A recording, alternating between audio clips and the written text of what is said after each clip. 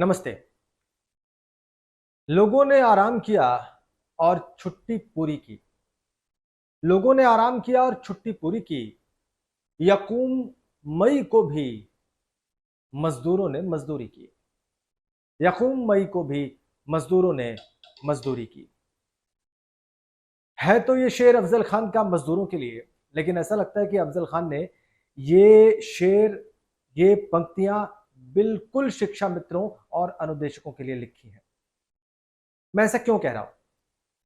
मैं ऐसा इसलिए कह रहा हूं क्योंकि अफजल खान अपने शेर में मई और मजदूरी की बात करते हैं और शिक्षा मित्रों और अनुदेशकों ने 21 मई से 10 जून तक इसी साल कक्षा 6 से 8 तक के बच्चों के लिए समर कैंप आयोजित किया, उसमें अपनी सेवा दी।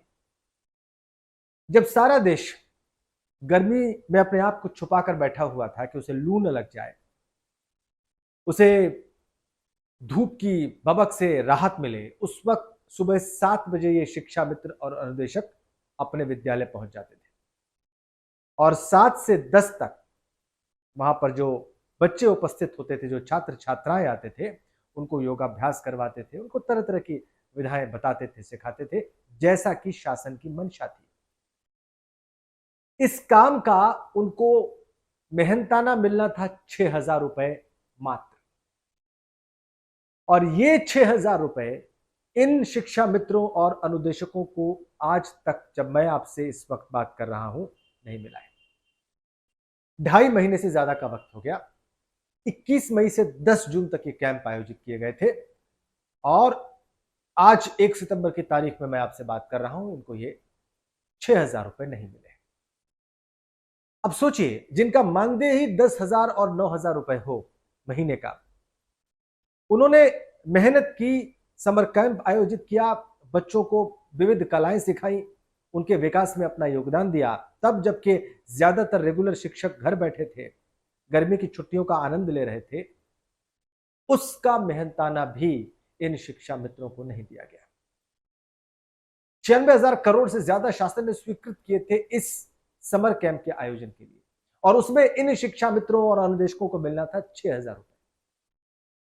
कमाल की बात है कि वो 6,000 रुपए आज भी इनको नहीं दिया गया है।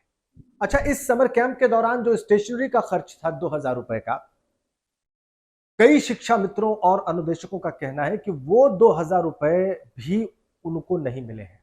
मैं श्योर नहीं हूं कि सारे शिक्षा मित्र और अनुदेशकों के साथ ऐसा हुआ है या नहीं, लेकिन कईयों की शिकायत है कि 2,000 रुपए स्टेशनरी के उनको नहीं मिले हैं।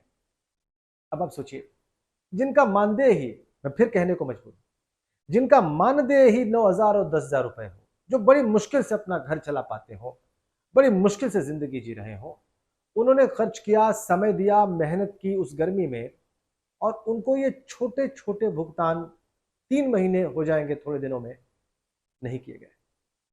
क्या ये इंसाफ है? क्या इसको जायज कहा जाए?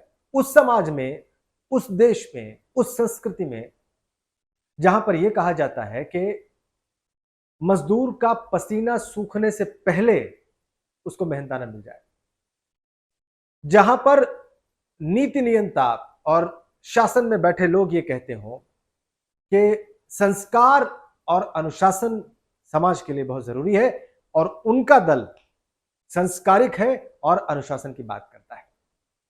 आप खुद बताइए कि क्या 6,000 रुपए 2.5 महीने गुजर जाने के बाद या 3 महीने पूरा होने तक उनको न देना, मजदूर का मेहनताना उसको न देना, क्या ये संस्कार है?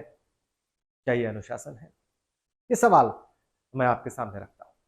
पीड़ा ऐसी है शिक्षा मित्रों और अनुदेशकों की, जिसके लिए कोई भी शब्द कम पड़ जाए। कई शिक्षा मित्र और कई अनुदेशक बंधु जो मेरे संपर्क में हैं या सोशल मीडिया पर मुझसे जुड़े हुए हैं, वो इनकी पीड़ा के बारे में अक्सर बताते हैं। जिन्होंने शिक्षा मित्रों ने या अनुदेशकों ने जान गंवाई, उनके बारे में बताते हैं। देखकर पढ़कर बहुत पीड़ा होती है, बेइंतहा तकलीफ होती है। और अभी मुझे बताया गया कि अभी जो अगस्त महीना गुजरा है, इसमें 20 शिक्षा मित्रों ने अपनी जान गंवा दी। बड़ी तादाद है ये। पूरे प्रदेश में 20 शिक्षा मित्र पिछले महीने में गुजर गए और इनमें से कई उचित इलाज के अभाव में गुजर गए, प्राण त्यागने को मजबूर हो गए। कईयों की आर्थिक स्थिति इतनी खराब है कि उनके जाने के बाद उनके परिवारों के बुरे हाल का बयान करना मुश्किल है। ये स्थिति है इस प्रदेश में, उसके बाद भी नीति नियंताओं का दिल नहीं पिघलता, उनकी भावनाएं नहीं जागती, वो सोचने को मजबूर नहीं होते। हैरान हूं। सवाल तो कभी कभी मानवता पर भी खड़ा हो जाता है। आप खुद बताइए कि क्या इस कठिन आर्थिक स्थिति में सेवा दे रहे शिक्षा मित्र, ऐसी परिस्थितियों से गुजर रहे शिक्षा मित्र शिक्षण का कार्य ठीक से कर पाएंगे? क्या बच्चों को वो मन से, प्रसन्नता से, आत्मा से पढ़ा पाएंगे, उन्हें कुछ सिखा पाएंगे? क्या उनसे ऐसी अपेक्षा करना ठीक है? कमेंट में लिखकर बताएं। अगर आप इस वीडियो के कंटेंट से सहमत हैं, मेरे विचारों से सहमत हैं, तो आप इस वीडियो को और इस चैनल को जितना अधिक शेयर कर सकते हैं जरूर करें। इससे आपकी बात ज्यादातर लोगों तक पहुंचेगी, मुझे भी उत्साह मिलेगा। और अगर आपको कुछ कहना है तो कमेंट करके जरूर बताएं। मैं लगभग हर कमेंट पढ़ने की और उसका उत्तर देने की कोशिश करता हूं। धन्यवाद।